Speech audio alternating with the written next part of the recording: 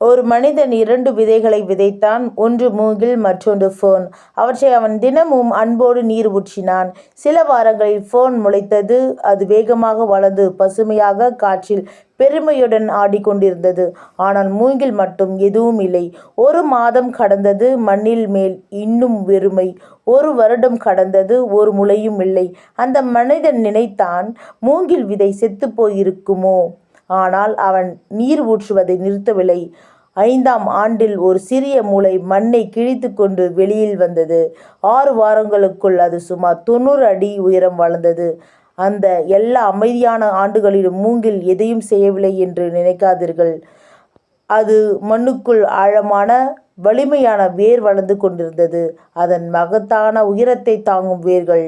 சில நாட்களில் நம்மை சுற்றியிருப்பவர்கள் வேகமாக வளர்வதை ஒளிர்வதை பார்த்து என்னை பற்றி என்ன என்று தோன்றும். ஆனால் கடவுள் உங்கள் அடித்தளத்தை மண்ணுக்குள் அமைத்து கொண்டிருக்கலாம். ஏனெனில் உங்கள் நேரம் வந்தால் நீங்கள் சாதாரணமாக வளர மாட்டீர்கள். உயர்ந்து நிற்பீர்கள். வலிமையுடன், அசைக்க முடியாதவர்களாக. கைவிடாதீர்கள். உங்கள் காலம் வருகிறது. நன்றி.